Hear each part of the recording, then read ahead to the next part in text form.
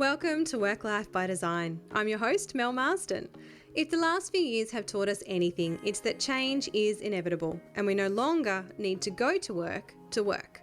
As a workplace dynamic strategist and the founder of Community, I draw back the curtains on my own business, the clients and projects that we deliver, along with tapping into the knowledge and insights from academics, business leaders and champions of change.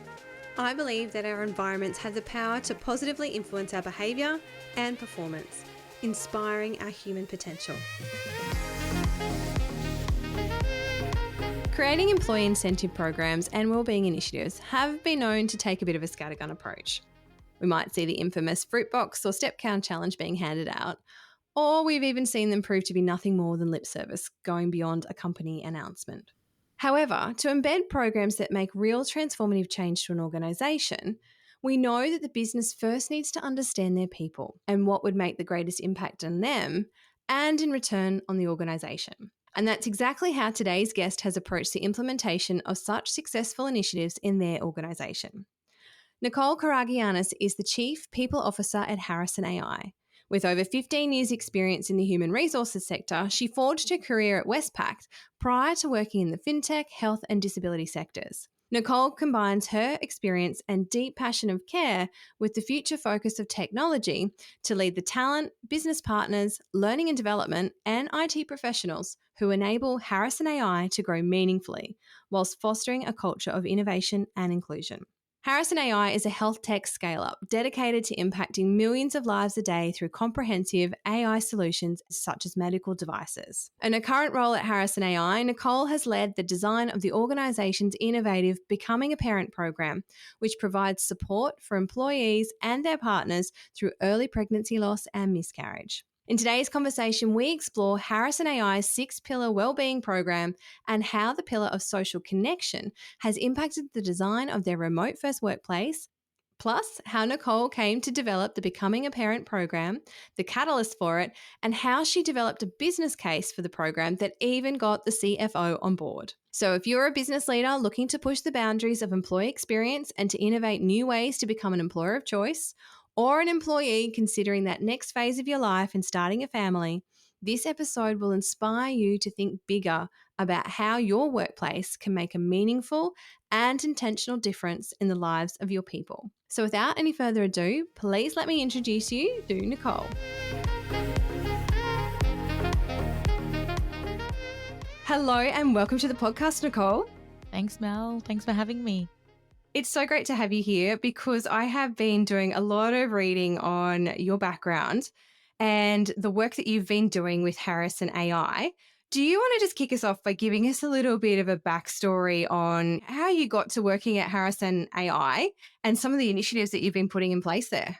I joined Harrison coming up to 2 years now. So 2 years in June 2021, following a long career in different sectors and doing different roles in that HR, people and culture space, from banking and finance, not-for-profit sector, especially in the healthcare, disability services, and a little bit in fintech as well. So I think throughout my career, I really grew very passionate about healthcare and making a difference in that services environment. And so I got a phone call one day for a people and culture leader position with Harrison.ai. And I thought, what a beautiful crossroad in terms of technology and the healthcare space, medtech space. I was really interested.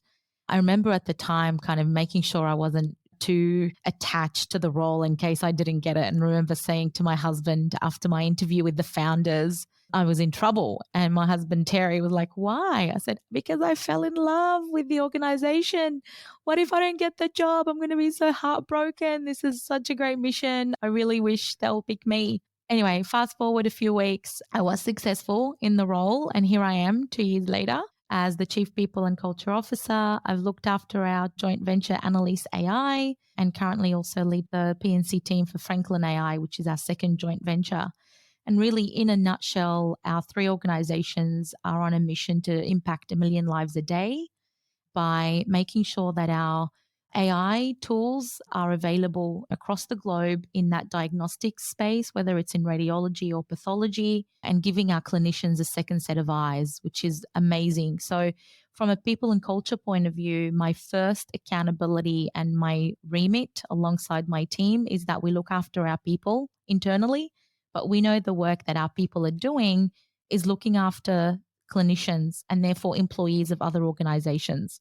So it's such a meaningful mission and purpose from just even a PNC lens.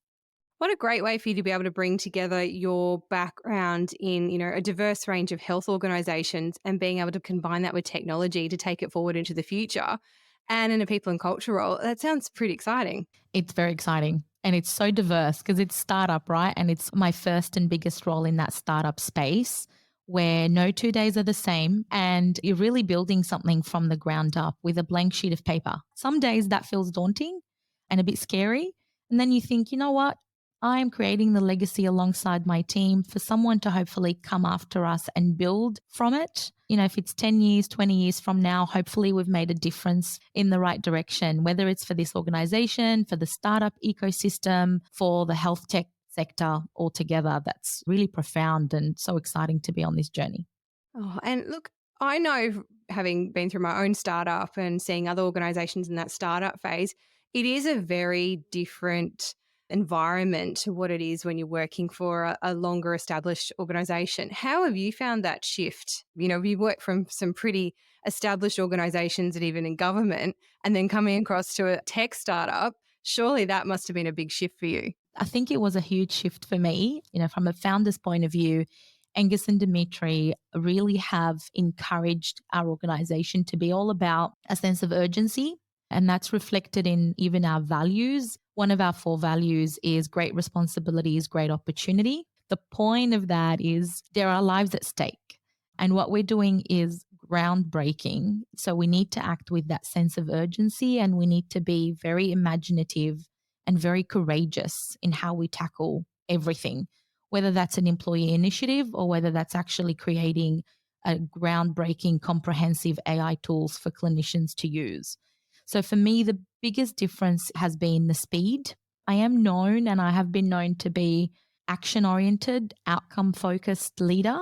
So I feel like I fit in nicely in here from that point of view. However, reflecting on all of the bits and pieces you pick up in large organizations, all those habits around governance, decision-making, seeking permission, that was a little bit of a culture shock at the beginning. I remember a few weeks into the role, looking around and thinking, oh, I don't get to ask for permission because I am meant to be telling everyone what the right thing to do is. That realization and that aha moment where you're like, oh, okay, everyone's waiting for me to set the agenda of what the right culture looks like, or for me to say what is important or isn't important for us in a people and culture function or beyond.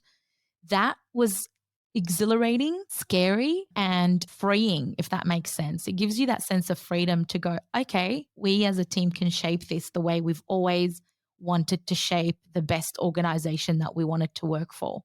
What an incredible opportunity.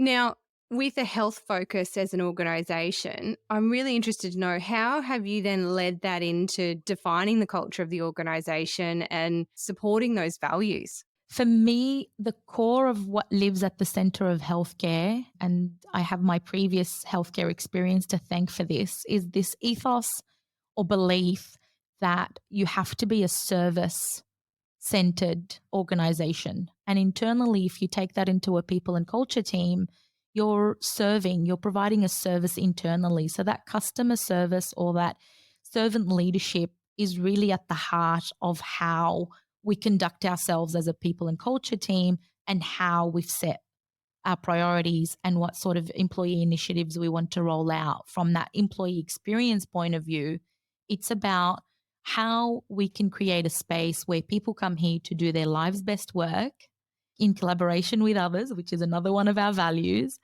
and do so in a safe space, in a creative space, because they're solving complex problems. And in doing so, they are giving their best to those clinicians and ultimately to patients.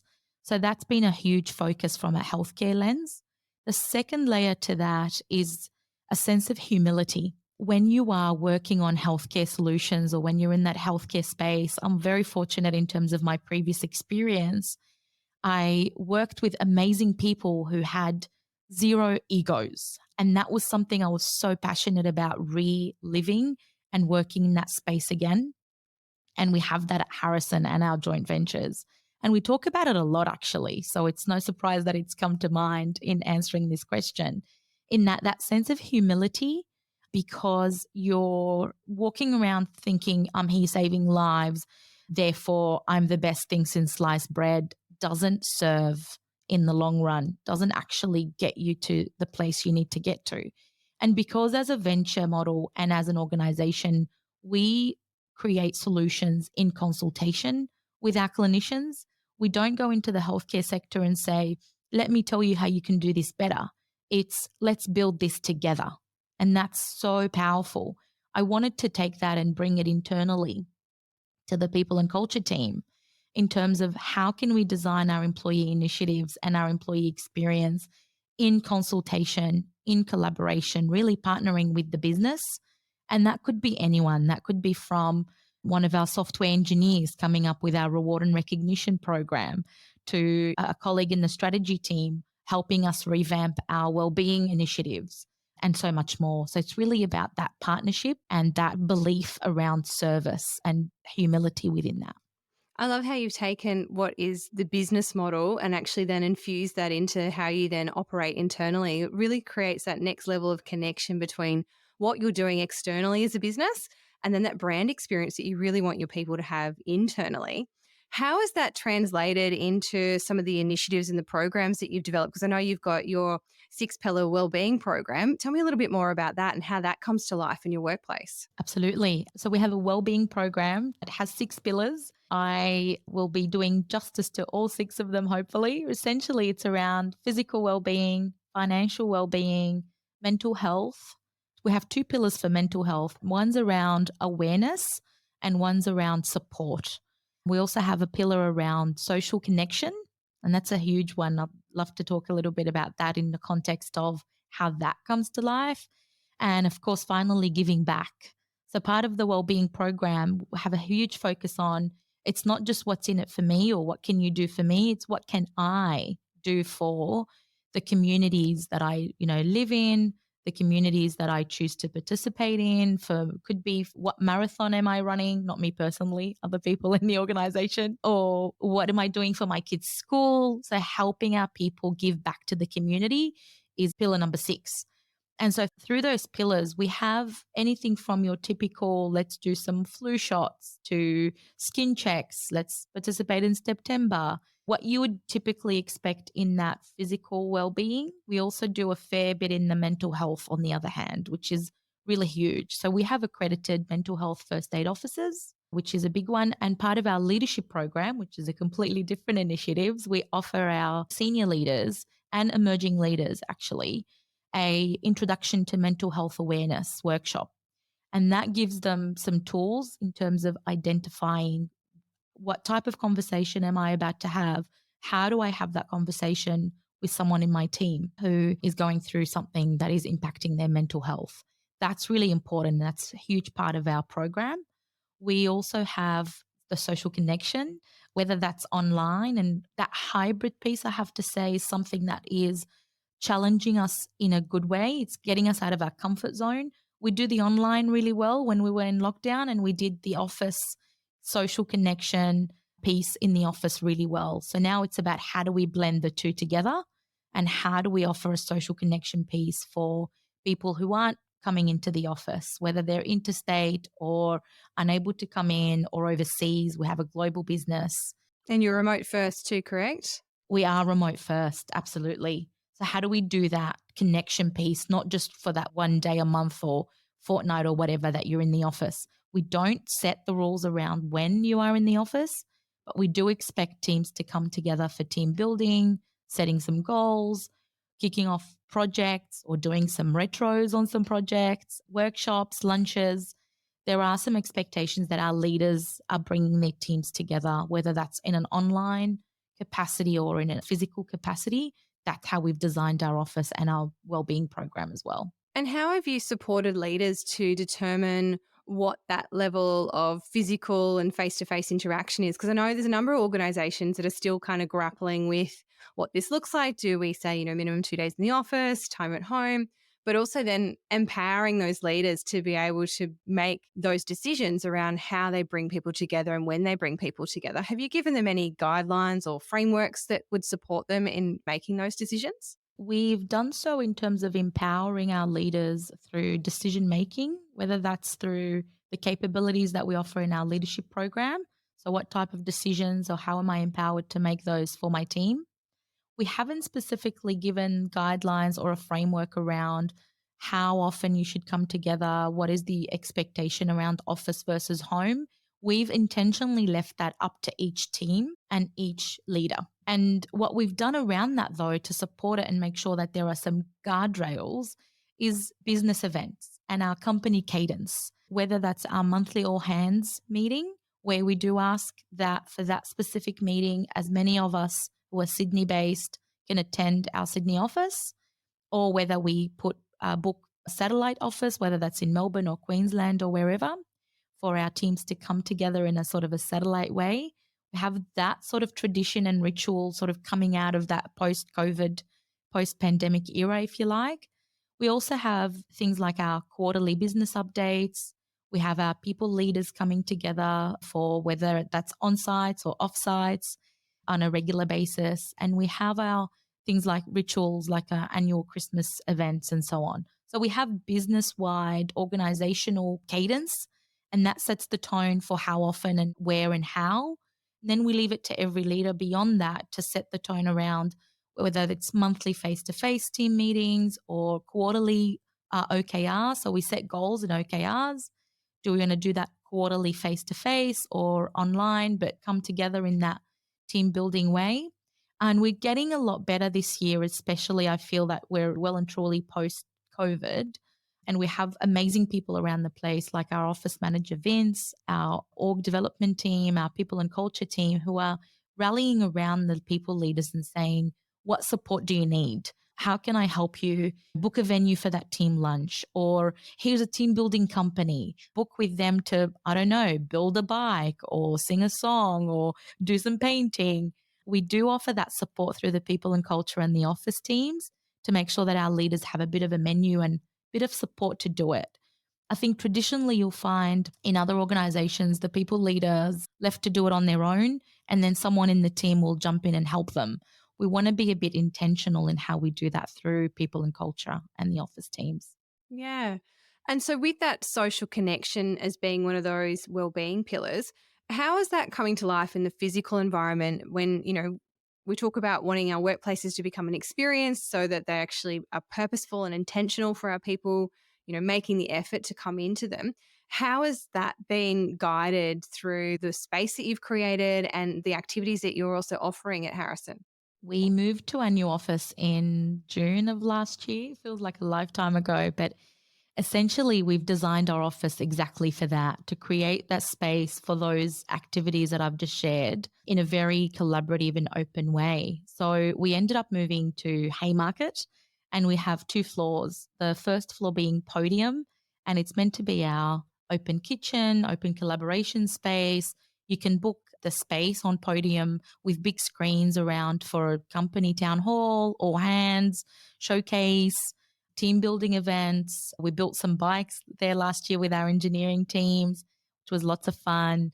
And we have some beautiful space for a lunch afterwards or whatever it is. We also use that space for after hours events, meetups, and so on.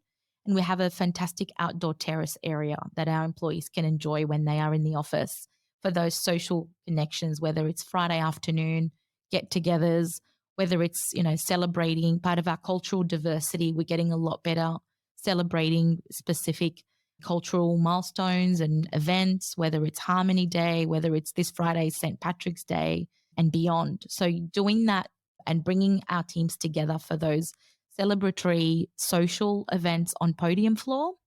Then upstairs, which is connected through an internal staircase, our open plan office suites for our 3 companies, Harrison, Franklin, and Annalise AI, is there for the quiet working. And again, that's purposefully designed with neurodivergence in mind. So if you're an introvert or if you're quiet, you need some quiet space, you're doing some focused work, generally you'll do that on level 1. If you're happy to connect and speak to people and don't mind the distraction, you're generally hanging out on podium floor. And on level 1, we also have a wellness room, which sort of takes us back to our wellbeing program. So our wellness room is a space for mindfulness, meditation, for mothers in terms of breastfeeding or pumping. And that's sort of part of our Becoming a Parent program as well as people who want to pray, respecting religious diversity in our workplace as well. So the wellness room has been designed on level 1, especially for those quiet moments and that private space to be used however you want it to be used. So the idea is when we ask you to commute, which is such a trip for most of us, you're coming in here with the intent of making the most out of that space for that social connection, rather than feeling like, great, I traveled all the way here, set up my desk, did some things and went home. I feel like I could have done that at home and been more productive, as we know. Yeah, it's really great that you guys have been so considered about the way that you've created your workplace, what that intention's going to be, and that, you've created these different environments to support different people and different work styles and different behaviors, because that's really, really important in ensuring that we're providing the best space to enable the highest productivity out of our people. And particularly, you mentioned neurodivergent there as well, and having that ability to control our environment or find spaces that suit the particular working style that we're interested in and that supports my, my individual needs. But you also mentioned you're Becoming a Parent program in there. Now, I've only heard of a few other organizations that have sort of set out on these types of missions, but I'd love to share a little bit more about what the program's about, what was the catalyst for it, and why Harrison.ai adopted this as a way of supporting not just the females within the organization, but parents in general. Yeah, absolutely. We're so proud of that program. It just celebrated, I think, 1 year anniversary, 1st of March. So, yeah, when I started Walk and Talk, walking around the suburbs with one of our founders on the phone, Dimitri, and he says to me, we don't have anything for parents. And given the history of Harrison, where we started in terms of Angus inventing Ivy, which is a embryo selecting device, AI technology, that's sort of pre-Harrison days, but that's Dr. Angus Tranout, one of our co-founders. So given our history with how we started, we really should be looking at how we support our employees with whether it's egg freezing or IVF support, etc. And I said, Dimitri, great. Leave that with me.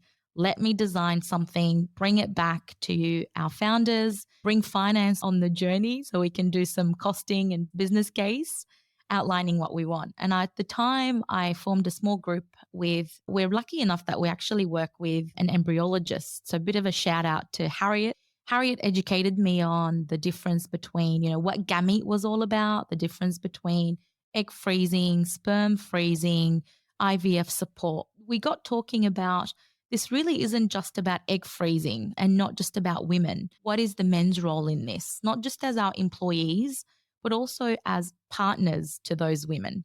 So we started the conversation around, you know what? This program needs to be gender neutral and carer neutral. So it doesn't have language in there like primary carer or secondary carer. Both sets of parents, whether that's mom and mom, dad and dad, mom and dad, whatever the setup is, get access to the same program. That was the first piece, that it was gender neutral and carer neutral. And in doing so, we realized that we're offering this to our male employees. And so by giving the men in this organization, access to things like $10,000 IVF support or 16 weeks paid parental leave, or school readiness leave. So when your child turns 5, you take 2 weeks to get them ready for school. And the list goes on, right? In terms of financial support around ultrasounds, reimbursements, and flexible working around appointments and so on. We're in the engineering tech space. We have a lot of employees who are men. By supporting them, we were actually supporting their partner at home who's not our employee. So our ripple effect, our impact into the community went much deeper than just our employees. And that's been partly by design, partly by that's how it happened, which is absolutely fantastic. So the amount of stories we get from that is phenomenal. Now, the uptake is an interesting one because you can sit here and design the best program ever, but you don't have the culture where men feel comfortable taking it, or where women might take the bare minimum and feel the pressure to come back to work.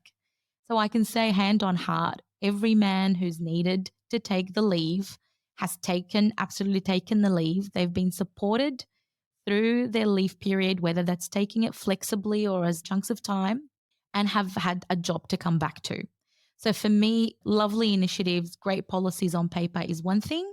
The uptake and the culture that allows your people to actually tap into these programs, that's a different success story altogether. And that's been a huge success story for us in terms of, our men and women taking the leave, or even asking for reimbursements in terms of that IVF or egg freezing and so on. And that's been phenomenal. So proud of this. I love that you mentioned that it's actually had a strong uptake, because I know this has been a conversation in some other organisations who have put these policies in place. And whilst the policy is there, the feedback has been from the men, well, what's that going to do for my career? What are other people going to think if I take a break to look after a child? And it's like, you kind of go, what? Because as females, this is exactly the situation that we are placed in taking that time out to birth a child, bring that child into the world, those first few very critical weeks, and raising that child.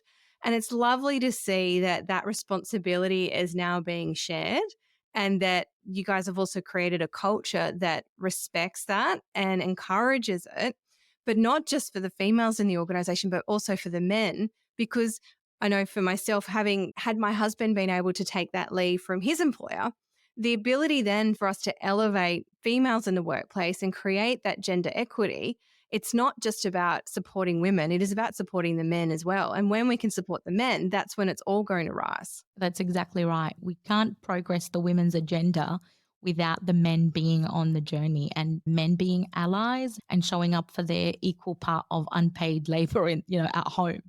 And I have to say, the uptake has been not just PNC, people in culture knocking on your door saying, I heard you're having a baby, you better take the leave.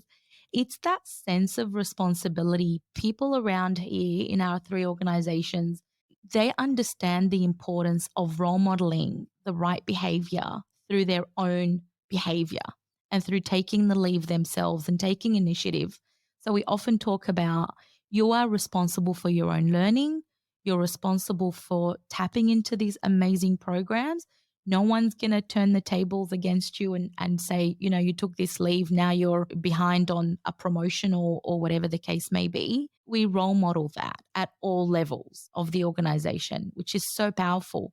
But one thing that I have to highlight that's been really a lovely surprise in terms of what this has done for our culture is that peers are holding each other to account. Rather than the chief people officer said, I must take the leave or the lunch break or the whatever.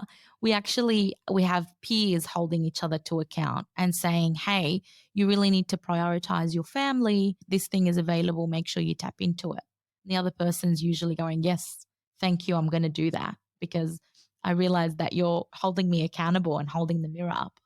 Yeah. And I love the story you shared about how this has come from a historical element in one of the founders' careers and now how that's been brought back into the business. What I'm curious to know is, you talked about creating a business case here and making sure that there's a financial incentive for the business. This is pretty substantial investments that the business is making back into its employees. You're talking about $10,000. Was it for egg freezing or? Both gamete, which is egg and sperm freezing, or IVF. You can use it either way. Tell me a little bit about what that return on investment looks like, because they're pretty big numbers for many organisations to be investing back into their people.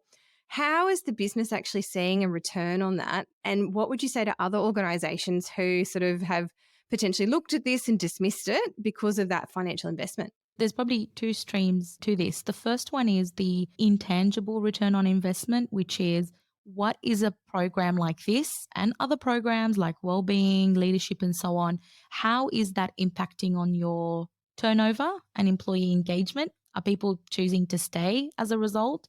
And secondly, what is that doing for your employer brand? And how is that impacting on your ability to attract future talent, especially attracting women into this space? And I can probably talk for days about our diversity work. And if you're listening and you're a woman, we need you, please apply. I think for me, it's both internal and external in terms of the measure on that return on investment. So things like turnover rates, employee engagement scores, which are pretty high from last year, from 2022, and as well as what is our brand in the market doing? Are people applying for our roles?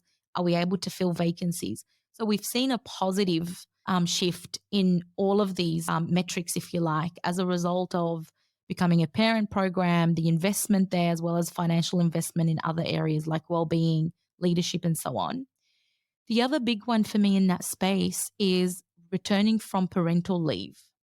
Are people actually coming back, and are they excited to come back?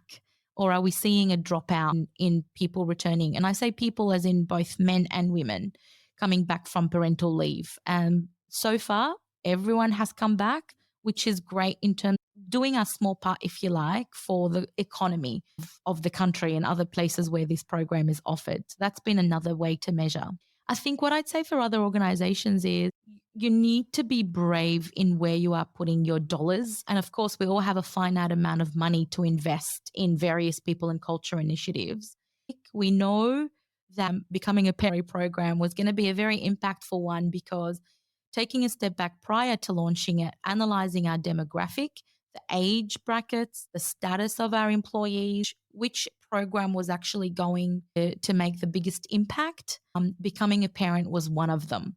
And within that, there are so many other things we could have offered. We could have done much more expensive reimbursement programs or given longer periods of paid parental leave. I think understanding where financially you are positioned as an organization, depending on your size, starting with something that is going to add up for you, the business case is stacking up financially for you in terms of what bucket of money you have for investing in your people and knowing how you're going to be smart and wise about spending that. Of course, you can build over the years as your revenues increasing or whatever the case may be, your demographic changes, you're going to build on those offerings and initiatives. And I think the biggest thing in all of this is the fact that you have to have a pool of money to invest in the first place.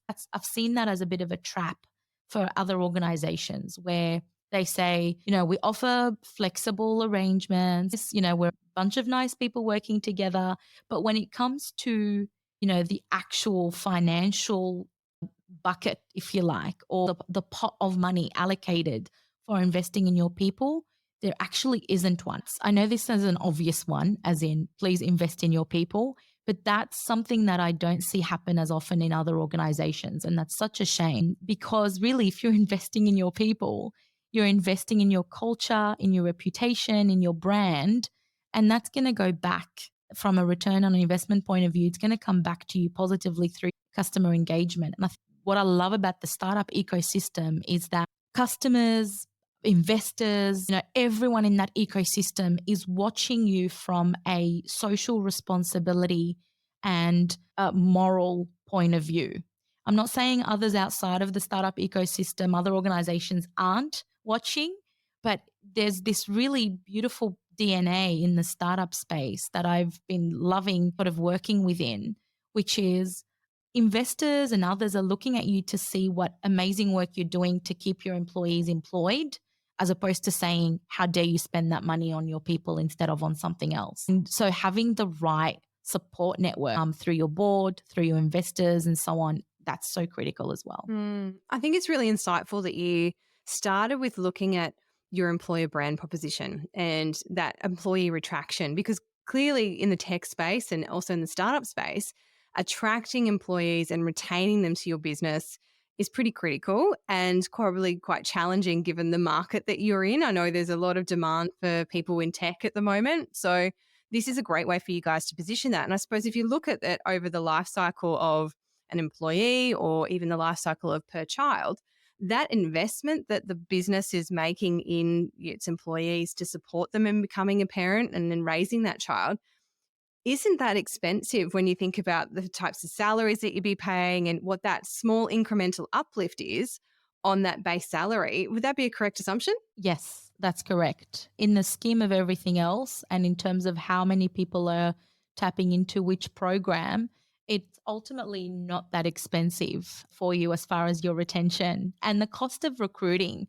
So, if you're losing someone because you're not offering the right flexibility or financial incentives to meet them where they're at, whether that's from a becoming a parent perspective or investing in their leadership and learning or the well-being point of view, if you're not investing in those key pillars that actually matter and you lose someone as a result, the cost of recruiting and replacing that role is much higher. So it's in the scheme of the broader picture and the importance of that time lost. If you're sitting on a vacancy for a long time and your productivity or your ability to put a product out to market on time, on budget, and so on, all of these things start to slip, then these things are not expensive at all.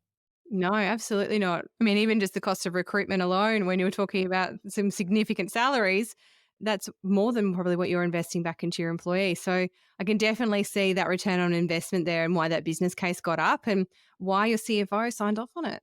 Yes. Very grateful to everyone who's been signing off on things from 2 years ago to now. I think from a chief people officer point of view, and one thing I'd say to the people and culture community is make sure that you have your supporters and your leaders, whether that's your CEO, your CFO, whoever it is, make sure that you're telling them the story and bringing them on the journey with you and have some people in your corner because it's bloody hard work. Yeah, absolutely. Absolutely. Well, it's a fantastic initiative that you've started there, Nicole, and congratulations on being able to keep that going and really investing in the people of Harrison. It's an incredible story. And I love the fact that you guys have been so conscious about your social connection and the fact that being a remote first organization, what the role of that workplace is for your people. And I just think kudos to you guys. Well done. Thank you so much for joining me and telling me your story today. Oh, thanks for having me, Mel, and congrats on your book. Very exciting. Thank you. You guys sound like you're already implementing a lot of it, which is fantastic. So, really well done. Oh, really excited to get some more learnings from the book and keep growing. We have a culture of continuous improvement, so looking forward to building on this. Yeah. Oh, fabulous. Well, look, thank you so much, Nicole. It's been lovely having you today. Thank you. Nice to be with you.